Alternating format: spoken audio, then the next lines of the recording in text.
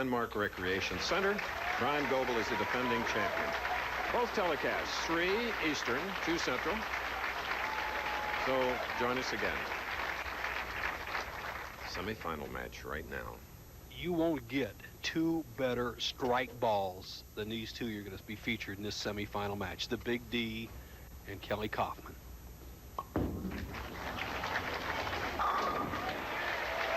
There's one.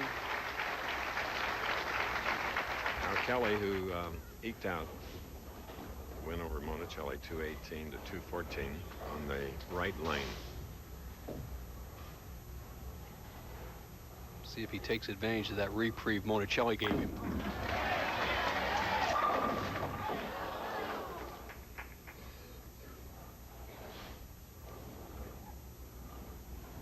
The thing about Coffman in his first match game victory, something we haven't seen much from him, is he filled every frame, no open frames, and that's a key for a power player.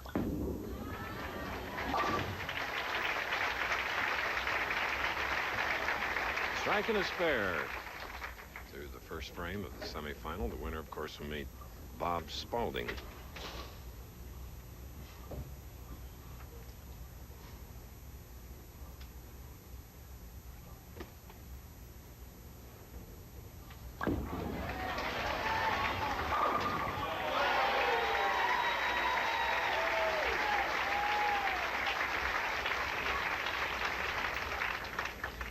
Coffman gets a good break. He's sending that ball wide out over the first arrow. He pulls it left to the second arrow, crosses over the Brooks side, and gets rewarded. 10 in the pit.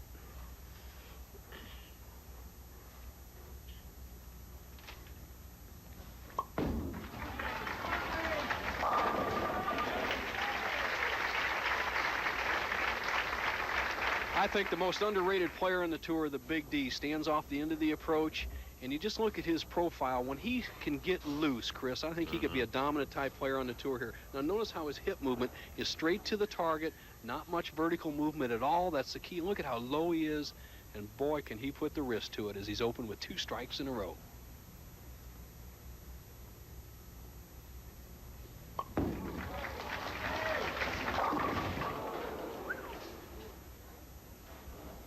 That's food for thought. High risk, high reward type game, and obviously there's a risk to throwing the big hook ball, and he could pay a penalty here. He needs to get the ball to the 1-2 side, drive the head pin over into the 6-10, a tough shot, and he needs this to stay ahead in the match. All but the 10. Here's a man that drives the entire PBA tour. 4,500 miles already this year. Watch the head pin knock the 6 pin around the 10. That's a bad break. I mean, you shoot it that way 9 out of 10 times, you'll make it. Bad break for the Big D. So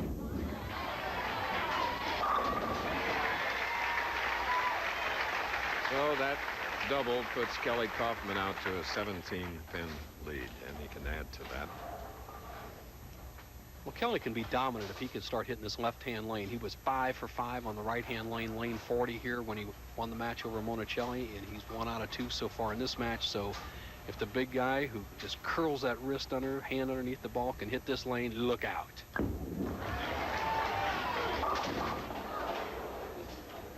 Now it's Kelly's turn on the left lane.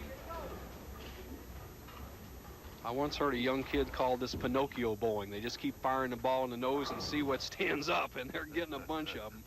5-pin counts. These big hook balls can leave anything. Needs to get the ball to the right of the 3, drive it over in the 4-7 zone.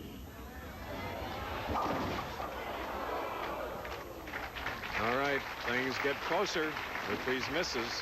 We're in the semifinal match. Texas prides itself in producing horsemen. State 250. And nearly weighing in at 250 is Dave D'Entremont, leading by 2.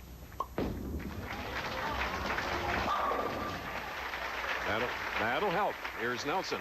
Thank you, Chris. Our tournament leader, Bob Spaulding. And Bob, it's obvious that the man who can hit the left-hand lane can win this tournament. You have a game plan for it? Yeah, I think I threw a couple practice balls on it, and I think I'm going to try to move inside just a little bit deeper and straighten things out just a little bit than everybody else is. That sounds like a good game plan, Bob, because doing that, obviously, you won't have to send it wide and avoid the big splits. All right, you just got there's a heavy concentration of oil, and then there's some dry to the right, and it's the left lane is just really touchy to that. All right, good luck in the match. We'll see. Back to you, Chris. And thank you. D'Entremont has gone out to a 12-pin lead with the double. And now up in the 5th frame, Kelly Coffman.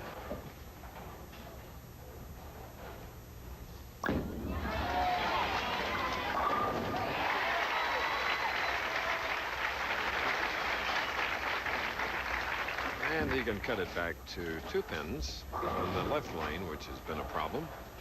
Let's watch him. Kelly grabbing another ball, the first player to make a change with ball equipment. He's taking one that doesn't hook as much. Let's see what happens.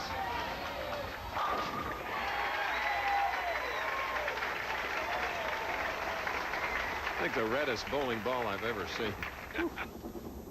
That's from surface friction. Yeah.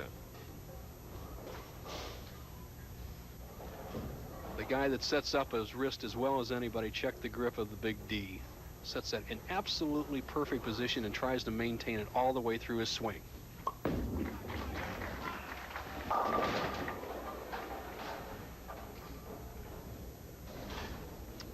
Well, 1, 2, 4, 6, 10. I've always heard what Bob Spalding, our tournament leader, had to say about the oil in the center of the lane, and D'Entremont just takes too much of it. Ball continues to slide by. We've seen this split twice before, the 1, 2, 4, 6, 10.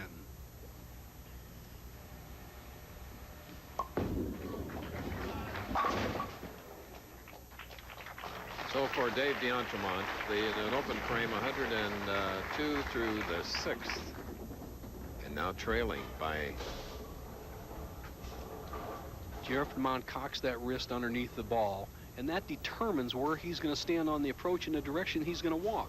When you cock your wrist under the ball, you have to walk to the left to accommodate your swing and slide that ball between the 3rd and 4th arrows in this particular shot. Watch this.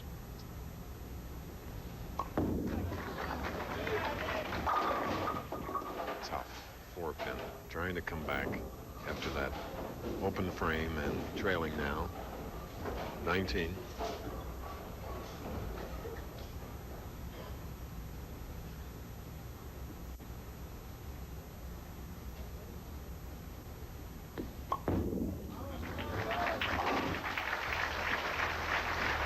Dave D'Entremont going against Kelly Coffman in our semifinal game, the winner to meet Bob Spalding. Cattle drives are usually 11 in a row, and I know our pal, mutual friend Phil Harris, and his movie star wife Alice Faye are watching this with interest because Phil and Byron played the Crosby often. Phil made a gigantic putt. When his caddy was asked how long it was, Byron said it was the greatest putt, but how long it was, the caddy said, "I'd like to have that much frontage on Wilshire Boulevard." So you know it had to be big.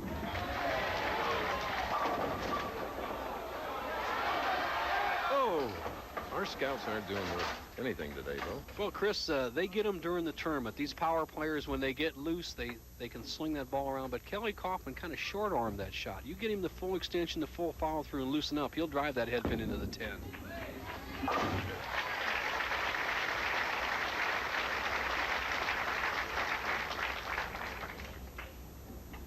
Kelly getting into the semifinal match from 3rd position by defeating Amleto Monicelli 218 to 214. Monicelli defeating Brian Goebel in the first match 244 to 202.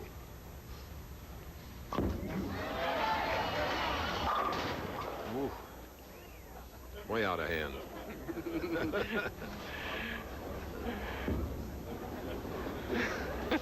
Well, he's out of bounds. That was OB. He's trying to throw the ball over the second arrow, or the first arrow, and he hits the second arrow. So when you miss 4 or 5 boards left, you're going to get a result like that, and this is no easy spare. Oh. Open in the 8th. Now leading by only 3. Well, cranker players are very entertaining to watch with their power and some of their miscues. And so far, Dave D'Entremont and Kelly Coffman have kept us entertained both ways as the match has come down to just a 3-pin differential. D'Entremont trailing by 3, 8th frame. It didn't come up.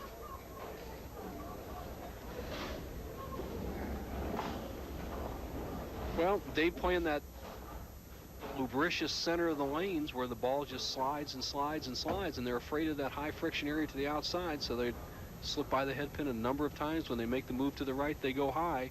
This is where a player has to become more versatile, and these power players, to be great stars, need to do this. And what they must do, Chris, is basically throw the ball straighter.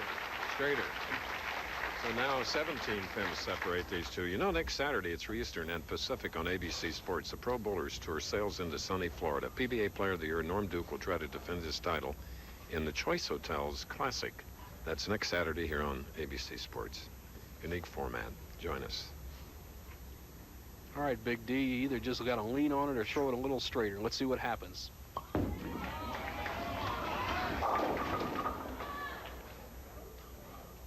Chris, if we recall players like Mike Durbin, Mike Edwards playing well on this championship pair, is because they have the ability to throw the ball straighter.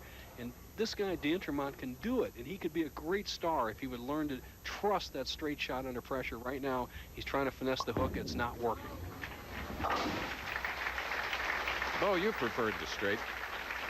I had no choice. Get out. The athlete that you are.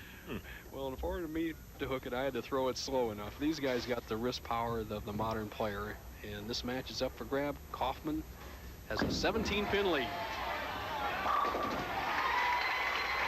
That came in the foundation ninth for Kelly. A mark here in the 10th as he looks to the side, the official scoreboard, is lockjaws. He locks up the match with a strike or a spare. Should that happen, we'd have two non-PBA titleists in the final game.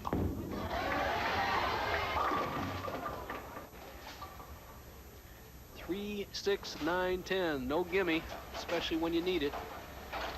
If he makes it, he locks up the match. Need to get the ball over here in the 3-6 zone, carry the ball into the 9, have the 6 take out the 10. Well, he avoided that H-frame shot anyway, Bo. All right. Virgil has popped. And Louise to his right. They know their son needs 4 pins. This one will be down the middle. There'll be no hook on this. Kelly Coffman, you know the score. Rock it down the center of the lane. Don't even take a chance of throwing it out in the gutter.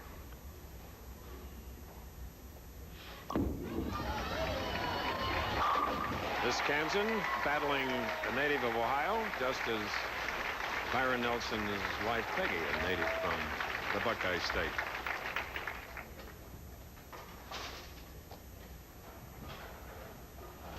So Kelly Coffman goes in against Bob Spalding. This ABC Sports presentation of the Professional Bowlers Tour to the final game against another non-PBA titleist, Bob Spalding. Battle of the big guys. 48,000 of the winners.